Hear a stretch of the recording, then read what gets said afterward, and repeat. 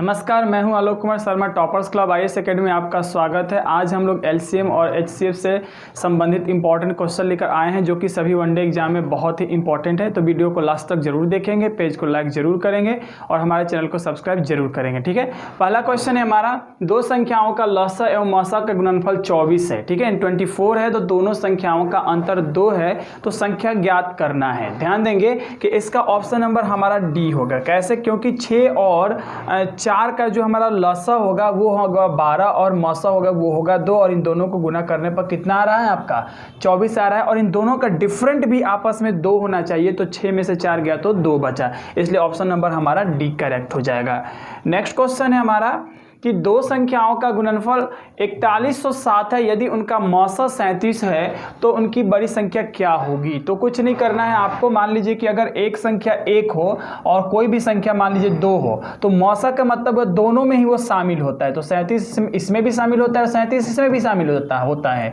तो ये 37 हो गया, तो दूसरी संख्या निकालने के लिए हम 37 से क्या करते हैं, भाग कर देते हैं। ठीक है, तो 4107 में हम जब 37 से भाग करेंगे तो ये हो जाएगा 111, तो ऑप्शन नंबर आपका बी करेक्ट हो जाएगा। ठीक है, नेक्स्ट क्वेश्चन है हमारा कि दो संख्याओं का गुणनफल जो है 2028 है और उनका मौसा जो है 13 है, तो ऐसे जोड़ों की संख्या आपको बताना है कि कितना होगा।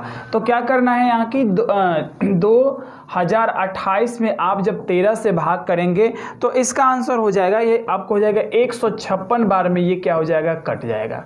अब 156, तो एक संख्या मान लीजिए 1 गुने 13, तो एक संख्या हो जाएगा 13 गुने 56, 156 है ना। या इसी को एक बार उलट दें तो एक जोड़ा ये बना और एक जोड़ा बन रहा है आपका 56 गुने 13 और 13 गुने 1, तो इस तरह से आपका 2 जोड़े इसमें बन रहे हैं, तो ऑप्शन नंबर आपका बी करेक्ट हो जाएगा।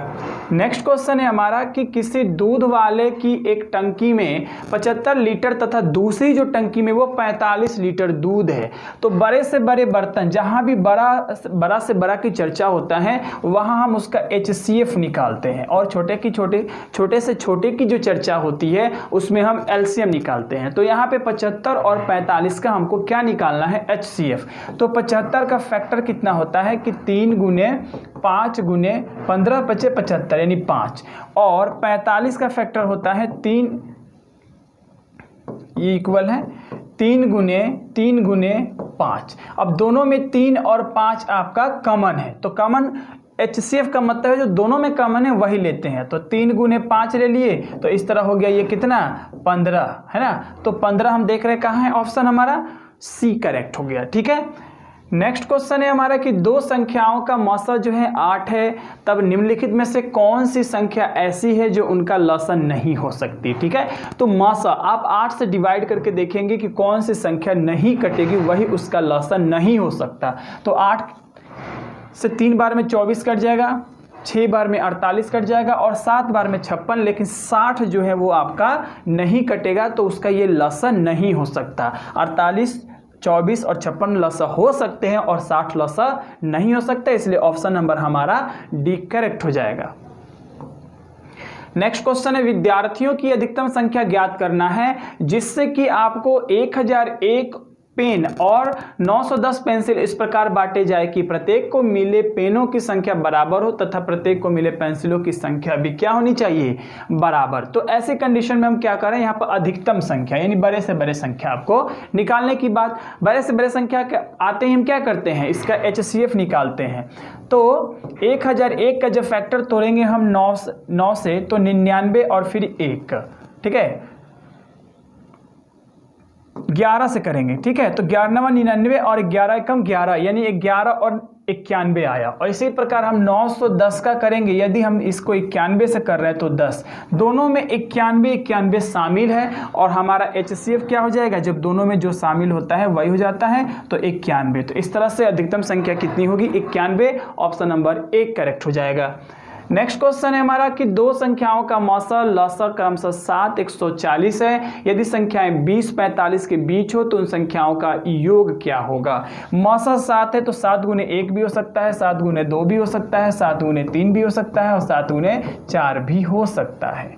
ठीक है। लेकिन 7 गुने 1 नहीं होगा क्योंकि ये 20 से छोटा है, 7 गुने 2 14 भी 20 से छोटा है, और 7 गुने 3 हालांकि 21 7 से बड़ा है, लेकिन जब हम 7 गुने 140 में 21 से भाग करेंगे तो ये आपको पूरी तरह से विभाजित नहीं होगा, इसलिए हम 7 गुने 4 लेंगे 28, यानी 7 गुने 140 को जब हम 28 से डिवाइड करेंगे तो 7 चौक 28 और 4 से इसे काट दिए तो कितना हो गया 4 तियां 12, 2 बचा और 4 पचे 20 यानी 35। तो एक संख्या 35 और दूसरी संख्या 28, तो 28 और जब 35 को जोड़ेंगे तो ये हो जाएगा आपका 63 यानी कि 63। और कह रहा था दोनों संख्याओं का सम निकालना है, तो इसलिए ऑप्शन नंबर हमारा सी यानी कि 63 करेक्ट हो जाएगा।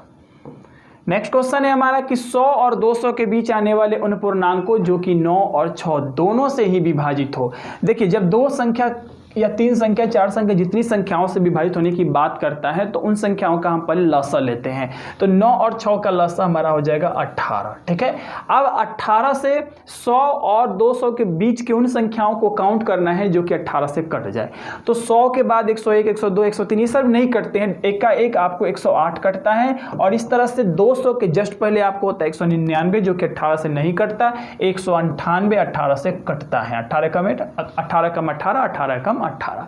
तो यहां पे आपको a बराबर हो गया 108, an हो गया आपको 198 और d कॉमन डिफरेंस जो होता है वो जिससे भाग या गुना कर रहे हैं वही हो जाता है। आपको नंबर ऑफ टर्म्स निकालना है, यानी n इक्वल टू वाट। ठीक है, तो AP का फॉर्मूला होता है an equal to a plus n minus 1 into d. तो यहाँ पे an की जगह हम 198 पुट कर दिए, a की जगह 108 plus n minus 1 into D की जगह 18। 108 जब दूसरे साइड आकर 198 से माइनस होगा तो ये हो जाएगा 90, और उधर हो गया n माइनस 1 और इंटू 18, 18 से 18 पचे 90, यानी इधर 5 बचा और उधर आपको n माइनस 1 फिर दूसरे साइड गया तो हो गया 5 प्लस 1 इक्वल टू n, तो n इक्वल टू हो गया 5 और 1 मिलकर कितना 6, यानी 6 ऐसे टर्म्स होंगे जो कि 100 और 200 के बीच होंगे जो 18 से पूरी तरह यानी 9 और 6 से पूरी तरह कट जाएंगे। तो ऑप्शन नंबर आपका बी करेक्ट हो जाएगा। ठीक है,